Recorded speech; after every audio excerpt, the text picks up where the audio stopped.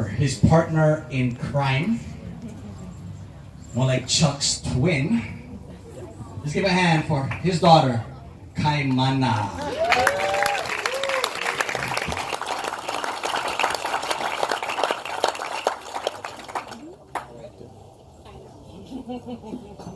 Hi, I'm Kaimana. I'm Chuck's daughter.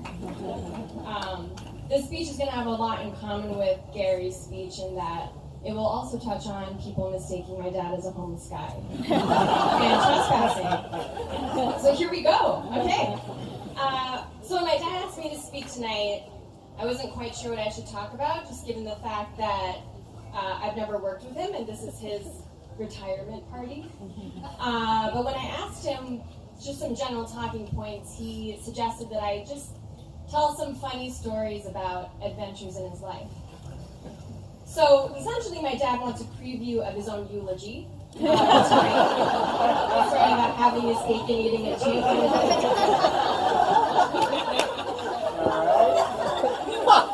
So anyway, stories. Funny stories that are appropriate for the setting, as my mom made sure, and also not incriminating, that's a tall ask, knowing my dad, yeah. I should start by acknowledging that I'm a product of Siegel Schools. Thank you. I started in the 18-month-old class, and I graduated from the Kailua kindergarten class of 1997. My dad thought that maybe I could share some memories I have from my early years in preschool and sort of represent a student perspective. But I can't because I was one. I do, however, remember some vignettes from my time in kindergarten. I remember that we started every school day with meditation, and then we would rate how well we thought we meditated. It was a progressive school. And another thing I remember is we go, as Gary mentioned, we went on a lot of hikes as excursions, and all of them were led by my dad. And I remember one occasion in particular, we hiked to the Makapu'u Lighthouse. But instead of going on the paved path, we sort of round around the mountain in a very gradual, kindergarten appropriate way, we instead followed my dad on a more direct route that went right along the cliffside. That is, I guess, what better way to teach kids to take the path less traveled than to literally make them take the path less traveled. But truly, I remember at one point being in this path that was a foot wide and just standing there and crying, or like fake crying because my dad was there trying to get his attention, but just so scared that I was going to fall off the side of this cliff. And that is my one main memory from Siegel School. Where you're never too young to learn the value of your own life. And the thing too is, whenever I bring up that memory, or any similar memory with my dad that ultimately concludes with, and I almost died, my dad always counters with, "What, but did you?" It's a very classic Chuck line, a classic Chuckism, if you will. He pulls the line with a lot of people. I almost fell off the cliffs of Makapu'u. But did you? My kayak almost flipped over a huge wave. Okay, but did it? Someone could be telling my dad about the most thrilling moment of their lives, and my dad's just sort of standing there waiting, and then he'll chime in with, "But did your car burst into flames?"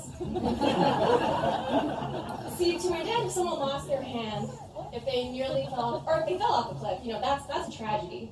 That's a shame. That's bad news. But if someone nearly lost their hand, nearly fell off a cliff, that is an adventure. So no harm, no foul. Since we're on the subject, some other classic Chuckisms. There's the obvious R and I, just very standard Chuck Larson vernacular. The thing is, having a parent that likes to talk like a pirate is real fun in theory. And then you're a moody teenage girl, and your dad wakes you up from middle school dressed as a pirate. He jumps on your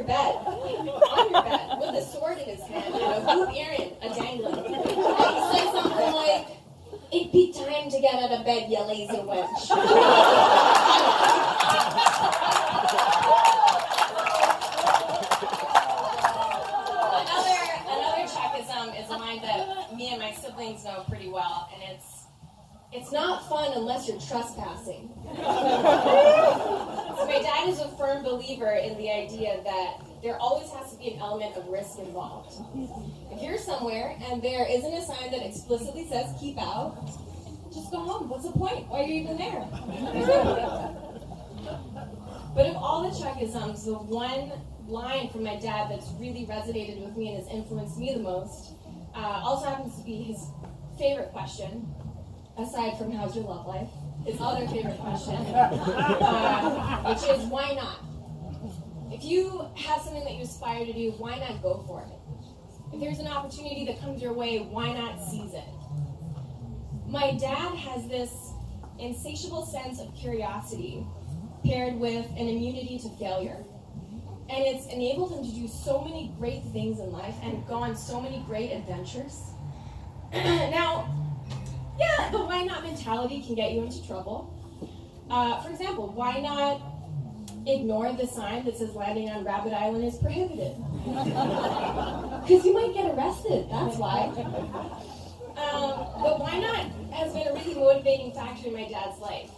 He came from a very modest background. He was born in Compton. He was raised in Washington State by a teenage single mom. And this guy that would eventually sail to the far corners of the Pacific, he only boarded his first plane when he was 21. And he wore a tux for the occasion because he didn't know how he was supposed to dress for plane rides. True story. You don't have to make it up. It's so easy. But, so he moved to Hawaii for what he thought was going to be a few years because why not? A little bit later, when a friend told him about a federal funding source for free childcare, my dad thought, hey, I'll seize that opportunity, even though I have no expertise running a business, because why not? And he opened his first school. About a decade later, my dad was at a business luncheon, and another friend nonchalantly told him about this opportunity. He asked me if my dad was going to bid on the city's child care center. And my dad never heard of it, and he figured, why not? I could submit a proposal. Well, that was on a Thursday, and the proposal was due the following Monday. So my dad went home and he wrote a 125-page proposal, and he submitted it that Monday morning. And not only was he the winning bidder, but he was the only bidder. Why not? So similarly, under the same why not pretext, my dad crashed a wedding at this venue a few years ago. It was a board of directors annual camping trip, and it's where all the families get together and you camp for the weekend in that lot right next door. And that year, at the same weekend, this big wedding was taking place. It was super ritzy. We could see through the bushes, like all of these lights and flowers. We could hear the DJ. People were the music was bumping. People were dancing. It sounded awesome. In the meantime, we were next door in our pajamas eating s'mores. And someone jokingly suggested that we crash the wedding. And while everyone else was all, yeah, right, my dad was just, oh yeah, why not? So, that was my impression, by the way. In true Chuck, it's not fun unless you're trespassing fashion, he walked through those bushes in a t-shirt and swim shorts. No shoes. And he made a casual beeline for the dance floor, where he proceeded to launch into the Halitomade, basically. It's what you saw just now. If you didn't notice it, it's basically the traditional Tahitian dance, but then you add an odd, unnecessarily bluesy twist to it. You'll probably see it later tonight if you don't know what I'm talking about. But anyway, my dad got to the dance floor, and to everyone's surprise but his own, everyone at that wedding loved him. I struggle to still understand it. I mean, maybe they thought he was a homeless guy off the street, and they just appreciated his zest for life despite his obvious hardships. Maybe he was giving off a weird, crazy uncle vibe. He goes at weddings with his dancers. I don't know. I could not figure it out. But the groom, the bride, the wedding party, even the DJ were like shouting him out and just loved my dad.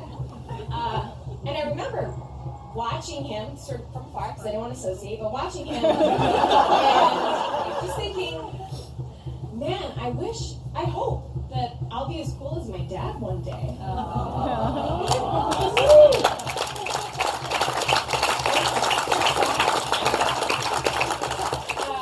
So anyway, these series of why nots that my dad has asked over the course of his life, they've all culminated in tonight, a celebration of his work. And I know using the word legacy at a retirement party is eye-rollingly cliche, but Dad, you have built one heck of a legacy. And I'm so proud to have you as my dad.